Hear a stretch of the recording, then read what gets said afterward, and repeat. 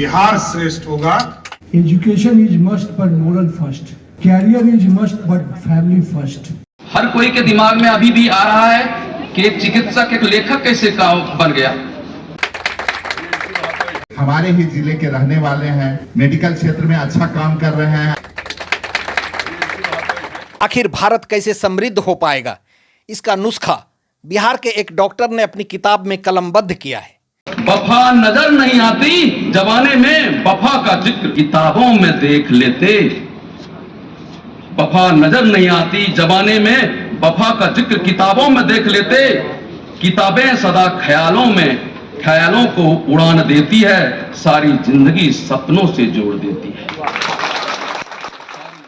लोक स्वास्थ्य संस्थान बिहार के director doctor professor Surendra Prasad Singh ने अपनी किताब समृद्ध भारत की सोच में लिखा है, education is must but moral first, employment is must लेकिन happiness first, career is must but family first, money is must पर nation first and government is must पर पब्लिक फर्स्ट।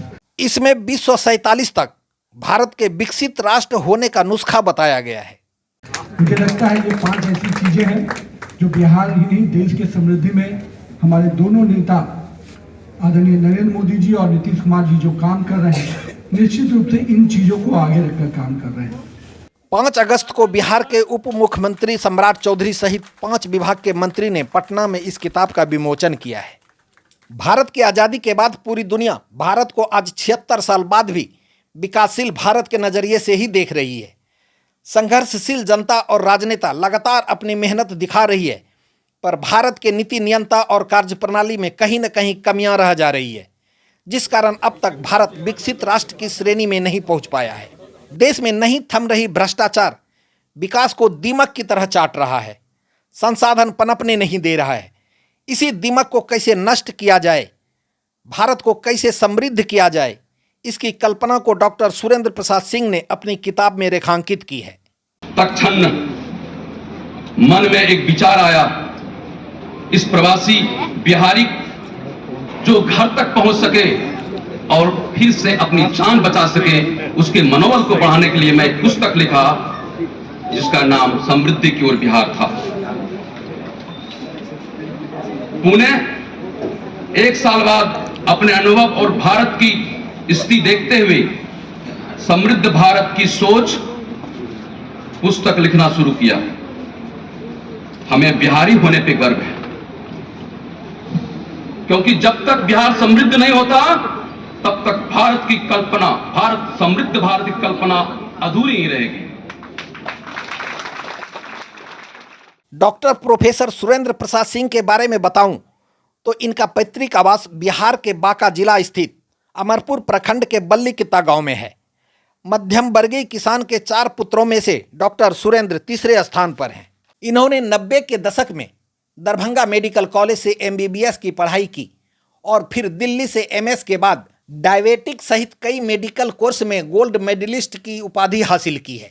इसके बाद बिहार, झारखंड और केंद्र सरकार के कई मेडिकल क्षेत्रों में सेवा देने के पश्चात फिलहाल करीब 10 वर्षों से PMCH पटना में मेडिसिन विभाग का HOD रह चुके हैं। अब ये बिहार लोक सेवा संस्थान के डायरेक्टर हैं।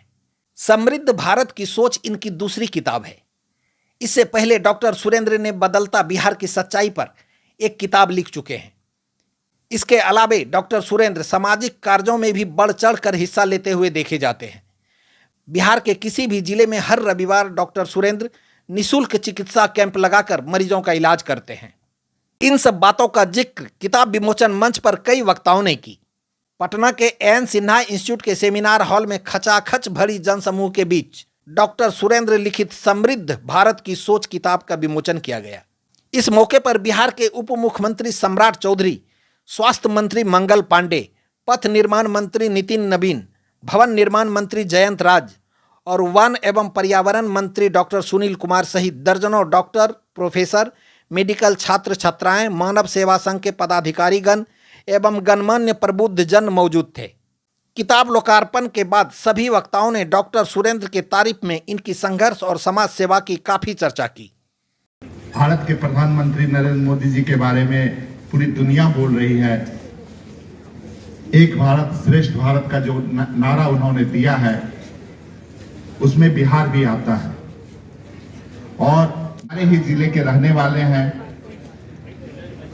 और पटना आकर मेडिकल क्षेत्र में अच्छा काम कर रहे हैं। आप लोग भी इनका सहयोग कर रहे हैं और ये उसके साथ साथ पुस्तक भी लिखकर लोगों को अच्छा सोच देने का काम कर रहे हैं। इन्हीं जो बिहार ही नहीं देश के समृद्धि में हमारे दोनों नेता आदरणीय नरेंद्र मोदी जी और नीतीश कुमार जी जो काम कर रहे हैं, निश्चित रूप से इन चीज़ों को आगे रखकर काम कर रहे हैं।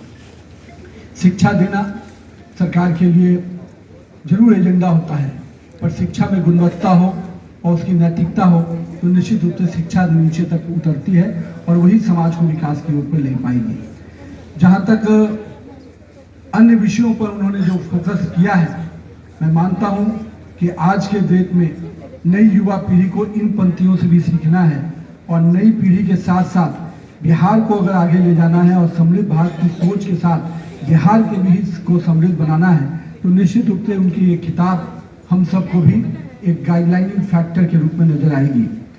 2000 वर्ष पहले इसी पटना को मगध लोग कहते थे, पाटलिपुत्रा कहते और इसको मगध के तौर पर लोग जानते थे और लोग कहते थे कि स्वर्णिम काल। आज भी इतिहास के पन्ने में आप पढ़ेंगे तो आपको लोग कहेंगे कि स्वर्णिम काल इसी बिहार ने दिया, इसी मगध ने दिया।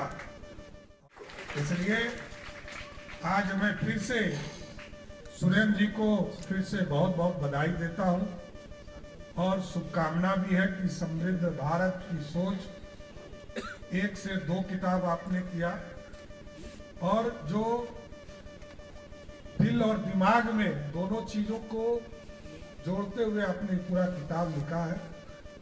मंगल जी को भी प्रेरणा मिली है कि एक किताब और लिखेंगे, लेकिन मैं जरूर आपसे उम्मीद करता हूं कि आप सुरेंद्र जी लगातार लिखते रहिए, पीएचआई के काम करते हुए, ऐसे नहीं काम को करते हुए, जिससे कि भारत भी श्रेष्ठ हो, बिहार भी श्रेष्ठ हो और बिहार श्रेष्ठ होगा। इसलिए बिहार को भी समृद्धि के श्रेष्ठतम तौर पर पहुंचाने का काम कीजिए और आप लोगों की शुभकामना बनी रहे। जय बिहार, बहुत बहुत धन्यवाद। अपने बारे में डॉक्टर सुरेंद्र ने बताया कि किताब लिखना कठिन तो है, पर इसी में से समय निकालकर सामंजस्य स्थापित करना पड़ता है। इस बाबत उन्होंने जो भी बातें मीडिया को कही वो सामने है। की सोच, किस तरह की सोच को आपने दर्शाया किताब में? वैसा सोच जैसे मेरे पास, मैं तो एक डॉक्टर हूं, आपको पता है, और डॉक्टर क्या करता है, उसके पास मेडिकल कंपनीज के बहुत लोग आते हैं।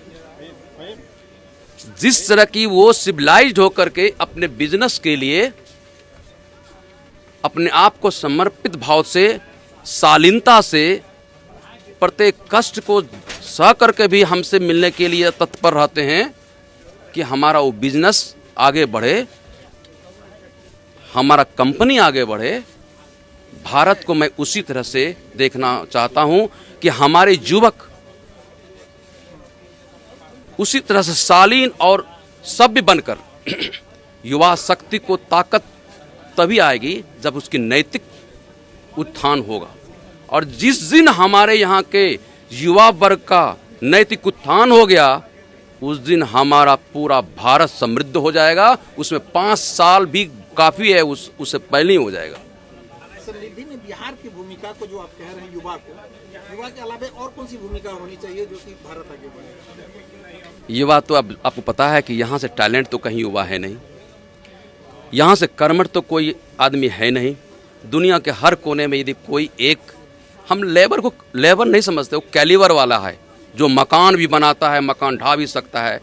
जिस आदमी ने बिहार के युवा को लेबर समझता है, अपने राज्य से मारपीट के भगाता है, जिसने इनको एक कमज़ोर कड़ी समझता है, उनको ये समझना चाहिए। मैं अपने किताब में भी लिखा है कि इनसे ज़्यादा तेज, इनसे ज़्यादा कर्मठ, इनसे ज़्यादा ज्ञानी, इनसे ज़्यादा सहनशील कोई नहीं है। जिस दिन ये युवा आपके घर जाना बंद कर देगा, उस दिन आपका घर टूट जाएगा, आपका जितना भी बना हुआ कंपनी है वो टूट जाएगा।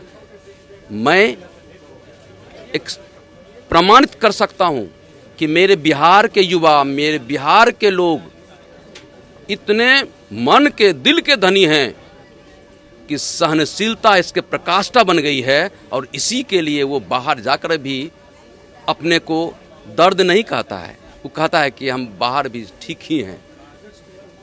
हमें आगे बढ़ने के लिए, बिहार को आगे बढ़ने के लिए मैंने लिखा भी है, फूड प्रोसेसिंग यूनिट एक नहीं अनेकों लगाना होगा।